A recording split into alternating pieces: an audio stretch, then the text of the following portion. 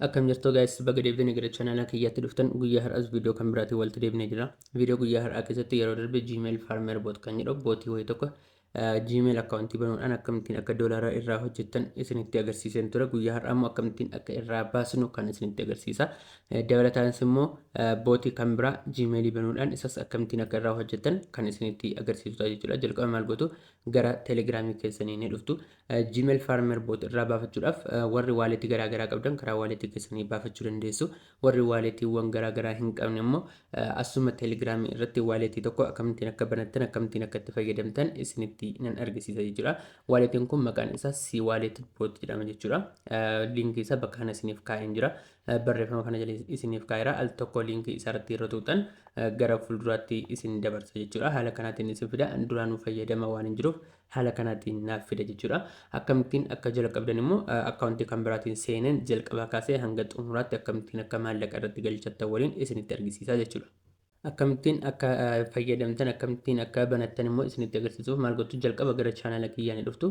Kiyyaatti akka jettanii Telegram chaanala kiyya search ni gootu jechuudha. Sana booddee haala kanaatiin erga isiniif dhufe poostii kana ni barbaaddu. Kana booddee al tokko bakka kanaatiin maal gootu poostii kana irratti al tokko ni tuqxu jechuudha. Bakka qubaan itti isiniif akeekee kaa'eeru. Kana booddee haala kanaatiin isiniif dhufa gara gadiitiin start kan jedhu jira al tokko isarratti tuquudhaan ni bantu jechuudha. Kana booddee haala kanaan erga isiniif dhufee maal gootu haala kanaatiin jira gara kanaatii bakka kana ni dhuftu jechuudha. Ishii kana al tokko tuquudhaan start ni gootu jechuudha. Kana booddee erga haala kanaatiin isiniif dhufe maal gochuu dandeessu barbaadan bakka kanatti download app kan jedhu jira. Application isaa buufattanii fayyadamuu dandeessu. Akkamittiin akka application isaa buufattanii banattan yeroo darbee viidiyoo hojjedheen jira jechuudha. Viidiyoo yeroo dheeraa hojjedheeru isa ilaaluu dandeessu. Garuu asuma Telegram irratti warri fayyadamuu barbaadan maal gootu gara gadiitiin get started kan jedhu bakka kana jira. Al tokko isarratti tuquudhaan gara fuulduraatti ni dabarsu. Kana booddee haala kanaatiin nuuf dhufa jechuudha. Erga haala kanaatiin nuuf dhufee booddee maal goona bakka kanaatiin mallattoo setting jira. Al tokko ishirratti ni tuqna. Maaliif jennaan osoo security keenya hin sirreessin yookiin immoo security keenya osoo hin jabeessin dura maallaqa tokkoyyuu irra galchuus baasuus gatii hin dandeenyeef jechuudha. Kana booddee maal gootu bakka kanaatti security kan jettu jirti. Al tokko ishirratti tuquudhaan gara fuulduraatti ni dabarsu jechuudha. Kana booddee bakka kanaatti email kan jedhu jira. Jalqaba email keessan galchuu qabdu. Email keessan galchitanii maal gochuu qabdu verify gochuu qabdu. Kana booddee email kan barbaadan filattu bakka kanarratti tuquudhaan email keessan ni galchitu jechuudha. Email keessan erga galchitanii booddee maal gootu bakka kanaatti get code kan jedhu jira. Koodii email keessanitti akka inni isiniif erguuf jecha al tokko isa tuqxanii akka inni koodii isiniif ergu gootu. Sorry email kanaan dura baneen jira. Email kana nan jira jechuudha. Email kiyya jijjiireen jira. Ergan email kiyya jijjiiree booddee get code kan jedhu deebi'een nan tuqa. Amma koodii naaf ergamee jira. Sekoondii haga kanaa keessatti koodii sana nan galcha. Yoo koodiin sun naaf hin ergamne ta'e sekoondii kana erga xumuree booddee irra deebi'ee akka inni koodii naaf ergu gochuu nan danda'a jechuudha. Imeelii kiyya erga hin seene kun akkuma argitan bakka kanatti C Wallet jedhee naaf dhufee jira jechuudha. Bakka kanatti tuqeen kun ishee kana akkuma argitan koodiitti kana koppii godheetiin nan galchadha jechuudha. Ergan haala kanaan koppii godhee booddee gara Telegiraamii kiyyaatti nan deebi'a. Kana booddee koodiin koppii godhee dhufe kana bakka kanatti paste nan godha.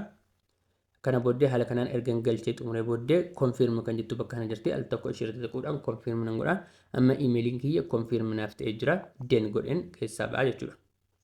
Amma immoo maaltu na hafe paaskee guuttachuutu na hafe. Paaskee kan jedhu bakka kana jira. Al tokko isarratti tuqeen paaskee kan barbaadan guuttachuu ni dandeessu. Ashaaraa bilbila keessanis isin gaafachuu ni danda'a. Yoo barbaadanis immoo dirqama natti hin fakkaatu dhiisuu dandeessu. Amma haala kanaan guunneerra erga haala kanaan koodii keenya guunnee booddee maal goona go kan jettu jirtu bakka kanaatti al tokko ishirratti tuquudhaan maal goona koodii keenya seevii ni godhanna jechuudha. Ammas irra deebiidhaan koodii kan biraa nu gaafata. Koodii isuma ammaa kana akka nuti irra deebinee guunnu yookiin immoo akka nuti riigoonee guunnu isuma nu gaafata isuma irra deebitanii guuttu jechuudha. Kana booddee haala kanaatiin amma raayit godhee gara fuulduraatti nu dabarsee jira. Kana booddee maal goona den kan jedhu tuquudhaan baana ammas gara settingii keenyatti ni deebina yoonni haala kanaan duubatti nu deebise. Amma maaltu nu hafe paaskee guuttannee jirra. Google two factor kan jedhu jira. Isas guuttachuu ni dandeessu. Garuu jalqaba wanta hundumaa dura kan nu barbaachisu bakka kanaatti login password fi payment password isaan kun lamaan dirqama guutamuu qabu jechuudha. Kanaaf maal goona haala kanaatiin bakka kana erga dhufnee booddee login password keenya ni guunna. Erga haala kanaan guunnee xumurree booddee bakka kanatti confirm kan jettu jirti. Al tokko ishee tuquudhaan gara fuulduraatti akka inni nuuf dabarsu goona jechuudha. Amma payment password keenya guuttannee jirra. Amma immoo login password keenya ni guuttannaa jechuudha. Login password keenyas password wal fakkaataa ta'e bakka kanatti ni guuttanna. Haala kanaan login password keenya erga guunnee booddee bakka kanatti confirm kan jettu jirti al tokko ishee irratti tuqnee confirm ni godhanna. Amma maal gooneerra xumurree jirra jechuudha. Amma immoo akkamittiin akka irraa baafannu kan isinitti argisiisu ta'a. Amma deemnee gara Gmail Farmer bootii keenya deemnee gara wallet kanaatti akkamittiin akka ergannu isinitti argisiisa jechuudha. Namoonni Gmail Farmer hin eegalle yoo jiraatan eegaluu kan barbaaddan yoo jiraatan ammoo link isaa description jala yookiin immoo commentii jalqabaa jala isiniif kaa'a. Telegiraamichi kiyyarras isiniif nan kaa'a achiin eegaluu dandeessu.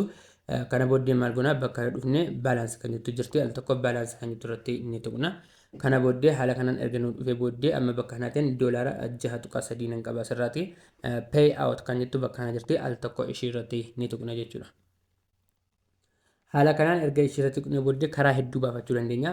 Karaa Telegram Stariidhaan baafachuu dandeenya. Crypto bootii kan jedhu bootiin jira isaan baafachuu dandeenya. Adv Cash kan jedhus ni jira innis bootiidha jechuudha. Karaa bootii warra bootii ittiin beeksifatanidha. Karaawwan barbaaddantu jira. Karaa barbaaddan baafachuu dandeessu as keessaa. Ani garuu karaa kam baasuun barbaada. Teaser kan jedhu USDT BP20 kan jedhu bakka kana jira. Al tokko isarratti tuqeen karaa USDT kiyyaa baafadha jechuudha. Amma haala kanaan ergan kanatti tuqee booddee maal godhaa? Adreesii kiyya nagaafata. Adreesiin ani irratti baafadhu nagaafata jechuudha. Kanaaf adreesii kiyya akkamittan argadha isa jedhuma waliin ilaalla. Adreesii kiyya argachuuf maal godhaa? Bakka kana nan dhufa. Sana booddee slash nan godha. Bakka kanatti na waliin ilaalaa deema. Slash ni gootu. Kana booddee maal gootu? Deposit jettanii barreessitu. Deposit erganii barreessanii booddee maal gootu? Itti fuftanii ammas USDT jettanii barreessitu. Kan barbaadan filachuu dandeessu. Fakkeenyaaf Litecoin filattanii yoo ta'e deposit Litecoin jettanii barreessuu dandeessu. Waan barbaadan filachuu dandeessu. Ani USDT waan filadheef deposit USDT jedhee nan barreessa. Kana booddee bakka kanaatti al tokko nan tuqa. Kana booddee neetworkii kamiin akkan ani baafachuu barbaadu na gaafata jechuudha. Jalqaba kan ani filadhe maalidha? USDT BP20 dha waan ta'eef as keessaa USDT BP20 nan barbaada. Bakka kanaatti teaser USDT BP20 kan jedhu bakka kana jira al tokko isarratti nan tuqa jechuudha. Kana booddee kun akkuma argitan adreesii koo naaf kennee jira. Kana booddee al tokko bakka kanaatti tuquudhaan adreesii kiyya koppii nan godha. Erga koppii godhee booddee gara Gmail Farmer bootii deemeen adreesii kiyya irratti galchaa jechuudha. Haala kanaan gara bootii kiyya erga dhufee booddee bakka kanatti al tokko irratti tuquudhaan bakka barreeffama irratti galchinu. Kana booddee isan koppii godhee dhufee adreesii kiyya paste irratti nan godha jechuudha. Kana booddee send nan godha. Amma kun akkuma argitan your payout request has been successfully created and will be processed within an hour jedha. Sa'aatiiwwan murtaa'e booddee yookiin immoo sa'aatii tokkos guutuu dhiisuu danda'a. Haga murtaa'e booddee isiif ni ergamanaa jedhanii jiru. Yogguu inni naaf ergamu ammoo isinitti nan argisiisa jechuudha. Kun akkuma argitan screen irra isiniif kaa'een jira. Isa naaf ergame immoo jechuudha. Screenshot isa haala kanaatiin naaf erganii jiru jechuudha. Kanaaf haala kanaatiin isinillee baafachuu dandeessu. Warri akkaataa itti baafatan nuuf hin galle jettan haala kanaatiin bootii kana qofa fayyadamtanii baafachuu dandeessu jechuudha. Kana booddee namoonni Binance hin qabu eessattan gurguradhaa eessattan birriitti jijjiiradha warri jettan immoo username asirratti argitan kanaan Telegram irratti seentanii na gaafachuu dandeessu yookiin immoo Telegram jala username kiyya isiniif nan kaa'a achiin dhuftanii maal gochuu dandeessu akkaataa ittiin baafatan yookiin immoo warri gurgurachuu barbaadan doolaara isaa isinirraa nan bita jechuudha. Haala kanaatiin gurgurachuu dandeessu. Viidiyoon kun akka isinitti toleeru immoo abdiin qaba like gochuudhaan itti fufaa. Amma immoo bootii kan biraa akkamittiin akka hojjettan asumaan isinitti argisiisaa jechuudha. Bootii kana immoo Gmail Farmer Pro jedhama. Inni kun immoo bakka kana isiniif kaa'een jira linkii isaa bakka kanatti tuquu dandeessu. Bakka kanatti akkaataan isaa akkuma Gmail Farmer bootiidha. 0.15 qabee hanga 0.25 isiniif ni kenna. Maal gootu bakka kanatti al tokko tuquudhaan gara fuulduraatti seentanii inni eegaltu jechuudha. Kana booddee erga haala kanaatiin dhuftanii booddee maal gootu bakka kanatti al tokko dhufuudhaan new account kan jedhu irratti ni tuqxu. Akkuma Gmail Farmer bootiidha. Wanta garaagarummaa qabu hin qabu isinitti nan argisiisa jechuudha. Hunduma isaayyuu amma maal goona haala kanaatiin emailii kana akka nuti bannu nuuf kenneera. Emailii kana waliin banna jechuudha. Akkaataatiin emailii bantan namoonni hin beekne jiraatan viidiyoo isaa yeroo darbe isiniif hojjedheen jira. Isas ilaaluu dandeessu barbaadan. Yoo barbaadan immoo kun haala kanaatiin isinitti agarsiisa. Gara emailii banuutti erga dhuftanii booddee create account kan jedhu ni tuqxu. Sana booddee for my personal use kan jedhu irratti al tokko ni tuqxu. Kana booddee haala kanaan maqaa jalqabaa fi maqaa itti aanu isin gaafata. Kana booddee maal gootu gara Telegiraamii keessanii ni dhuftu jechuudha. Erga gara Telegiraamii keessanii dhuftanii first name kan jedhu bakka kana jira. Al tokko asirratti tuquun koppii godhachuudhaan gara browserii keessaniitti ni deebitu.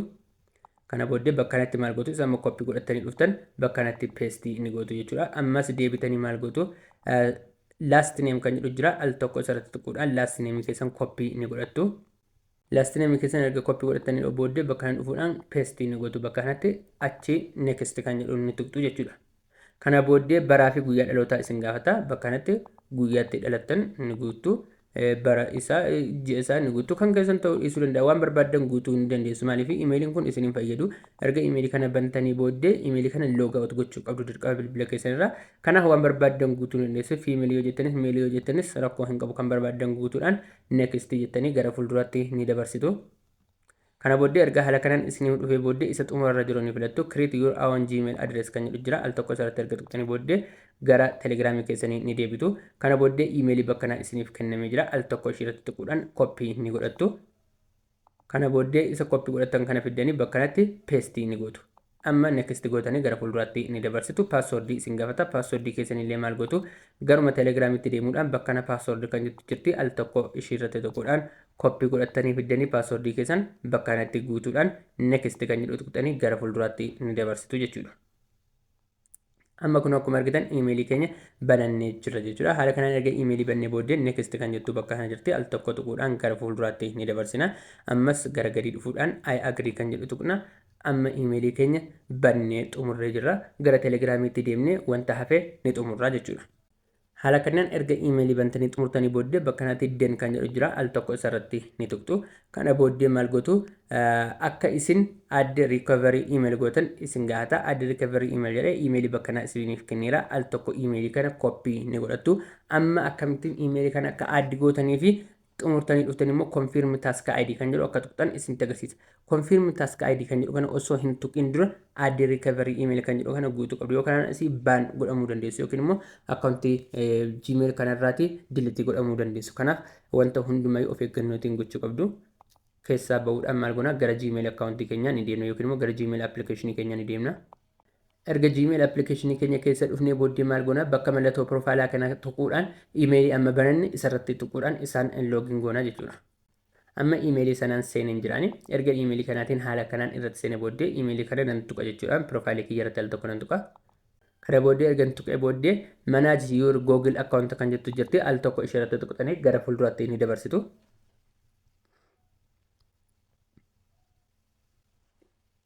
Kana booda haala kanaatiin isiniif ni dhufa. Kana booda maal gootu gara gadiitiin security and sign in kan jettu jirti al tokko ishee irratti tuquudhaan gara fuulduraatti ni dabarsitu. Kana booddee gara xumuraatti dhufuudhaan maaltu jira recovery email kan jedhu jira al tokko isarratti tuquudhaan ammallee gara fuulduraatti ni dabarsitu. Amma piinii bilbila keessanii yookiin ashaaraa yoo ta'e ashaaraa paatarnii yoo ta'e paaswordii yoo ta'e wanta isin bilbila irratti guuttaniittan isin gaafata isa tuquudhaan yookiin immoo isa guutuudhaan gara fuulduraatti ni dabarsitu.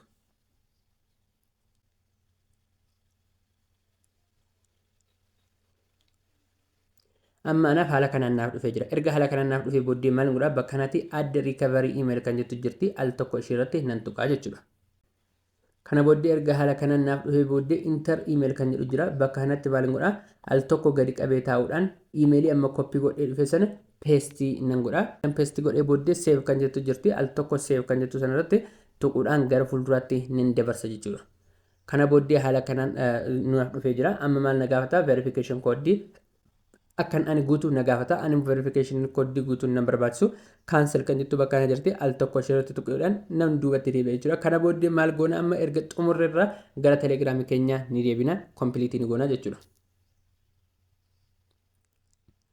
Gara telegiraamii keenya erga deebinee booddee maal goona confirm task ID kan jettu jirti al tokko ishee irratti tuquudhaan gara fuulduraatti dabarsine amma xumurree jirra jechuudha. Kana booddee balaansii keenya irratti adii nuuf godhama. Amma fakkeenyaaf akkuma argitan kan koo 0.13 USDT dha kan inni naaf kenne wal caalaadha jechuudha. Amma fakkeenyaaf Gmailiin tokko ani kaleessa bane 0.12 naaf kenne haga 0.25 tti isiniif kennuu danda'a jechuudha. Kanaaf Gmailii haga isiniif bane irra deddeebi'uudhaan mokkoraatee Gmailii keessan bana haala kanaatiin kana booddee maal gootu isa kanas baafachuu barbaadan balaansii kan jedhu jira. Kana booddee pay out kan jedhu bakka kana jira al tokko sarratti ni tuqxu jechuudha.